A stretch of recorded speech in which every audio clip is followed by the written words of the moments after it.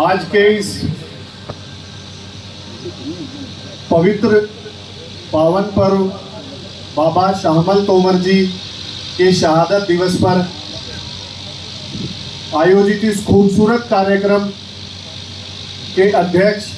84 half के चौधरी सुरेंद्र सिंह जी, इस कार्यक्रम के मुख्य अतिथि उत्तर प्रदेश सरकार के मंत्री केपी मलिक जी, सम्मान के काबिल मंचासीन सभी अतिथि और अति सम्मान के काबिल सरदारी जो आज इस पावन पर्व पर यहाँ मौजूद हुई है, मैं सभी को नमन करता हूँ और सभी का आभार और धन्यवाद करता हूँ आज इस अवसर पर यहाँ उपस्थित होने के लिए। मैं अपनी बात शुरू करने से पहले बाबा शाहमल तोमर जी के 2 नारे लगवाना चाहूँगा। सभी लोगों से गुजारिश करूँगा कि पूरे तन्मयता के साथ में अमर शहीद बाबा शाहमल तोमर जी के मेरे साथ में नारे लगाएंगे। बाबा शाहमल तोमर जी अमर रहे, बाबा शाहमल तोमर जी अमर रहे। साथियों, मेरा नाम मनु चौधरी दंतल है और मैं जाट बिरादरी के एक संगठन अंतर्राष्ट्रीय जाट संसद का उत्तर प्रदेश का प्रदेश अध्यक्ष की जिम्मेदारी में संभाल रहा हूं। पिछली बार भी मुझे सौभाग्य मिला था बाबा शाहमल तोमर जी की जयंती के अवसर पर यहां आने का। साथियों, मुझे बहुत ही खुशी और हर्ष होता है ये देख के कि आज बागपत जिले में बाबा शाहमल तोमर जी की जयंती भी और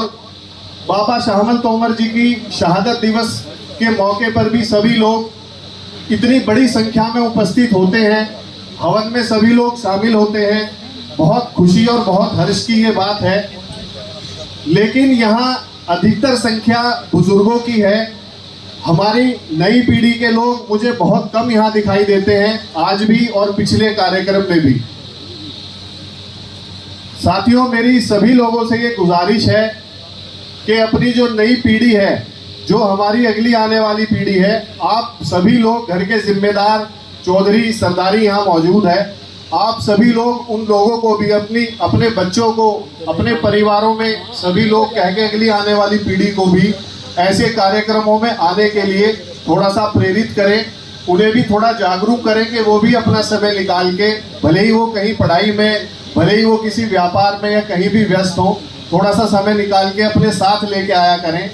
माताएं बहनें भी आज यहाँ मौजूद हैं, उनकी भी लेकिन संख्या बहुत कम है। वो भी अगर हम कोशिश करेंगे तो हमारी माताएं बहनें भी हमारे साथ घर से निकल के आया करेंगी। साथियों, पिछली बार भी मैंने कार्यक्रम में, जब जयंती का कार्यक्रम था बाबा शाहमल तोमर जी की, तो मैंने ये कहा था कि हमारा जो संगठन पूरे देश में, पूरी दुनिया में, अलग अलग प्रदेशों में, अलग अलग देशों में जहाँ भी सक्रिय है, हम लोग बाबा शाहमल तोमर जी का शहादत दिवस और उनकी जयंती हर जगह मनाने का हम लोग काम करेंगे। और हमने अपने सभी प्रदेशों में सभी इकाइयों को हमने इस बात के लिए सूचित भी कर दिया है कि वो हमेशा उनकी जयंती पे और उस पर चाहे वो 10 ही लोग इकट्ठा हो, लेकिन इकट्ठा होकर बाबा शाहमल तोमर जी को याद करें और ऐसे महापुरुष जिन्होंने देश के लिए अपना जीवन बलिदान दिया और ऐसे महान कार्य किए जिसकी वजह से आज हम सभी लोग आज़ादी की सांस, आज़ादी के इस माहौल में यहाँ बैठे हुए हैं, उन्हीं की बदौलत है। तो हमारी ये जिम्मेदारी बनती है कि हम उन्हें, उनके समय समय पे हम उन्हें याद करते रहें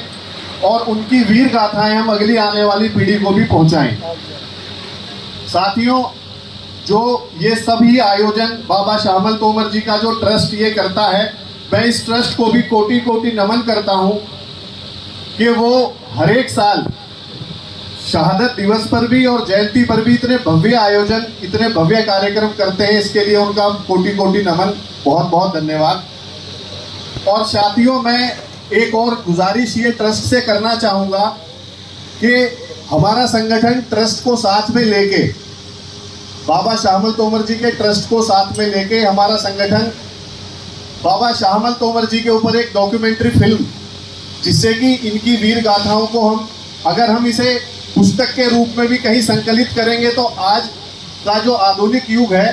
पुस्तकें पढ़ने का भी समय आज हमारे बच्चों के पास में बहुत कम है,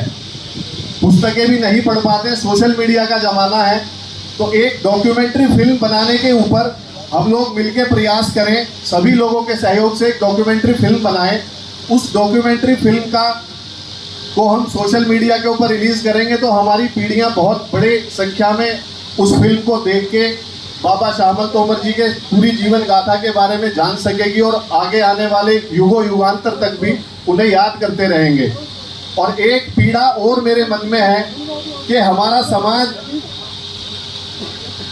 एक बहुत बड़ी गलती, एक बहुत बड़ी कुरीति कर रहा है। हम अपने बच्चों को आगे नहीं समझा पा रहे हैं कि हम घटते जा रहे हैं जनसंख्या में। हमारे घरों में अधिकतर एक बच्चे के बाद अगर पहला बच्चा बेटा हो जाए तो हम शायद बहुत से घर ऐसे हैं कि दूसरा बच्चा भी नहीं होता। साथियों, समाज हमारा विलुप्त हो जाएगा और हम इस कगार पे खड़े हैं कि चाहे राजनीतिक दृष्टिकोण से बात करें, राजनीतिक ताकत भी तभी हमारे हाथ में होगी, सामाजिक ताकत भी तभी हमारे हाथ में होगी जब हमारे लोग होंगे, जब हमारे पास वोट होंगे। तो साथियों, एक डर जाट समाज के मन में हमेशा ये रहता है कि हमारी जोत कम हो जाएगी, हमारे बच्चे ज़्यादा हुए, ज़्यादा लड़के हुए तो हमारी जोत बट के हम बच्चों पे 2 बीघे 4 बीघे 10 बीघे ज़मीन रह जाएगी, वो आगे अपना गुजारा कैसे करेंगे। इस बात को अपने मनों से बिल्कुल बाहर निकाल दो। अपने बच्चों को भी इस बात को समझाओ कि ज़मीन कम होने से, जोत घटने से किसी भी परिवार की तरक्की रुकती नहीं है। जितनी ज़्यादा लाठियाँ आपके घर में होंगी, जितने ज़्यादा बच्चे आपके पास होंगे, उतने कमाने वाले लोग होंगे, उन परिवारों की तरक्की और ज़्यादा होगी, भले ही जोत कम भी रह जाए। तो अपने बच्चों को ये समझाने की ज़रूरत है कि आगे एक बच्चे की सिंगल चाइल्ड पॉलिसी का बिल्कुल डट के विरोध करो। अपने बच्चों को समझाओ कि सिंगल चाइल्ड पॉलिसी हमारे लिए एक जहर का काम कर रही है, हमारे समाज के लिए, और हमें उससे बचने की ज़रूरत है। और साथियों, मैं माननीय मंत्री जी केपी मलिक जी का बहुत धन्यवाद करना चाहूँगा कि उन्होंने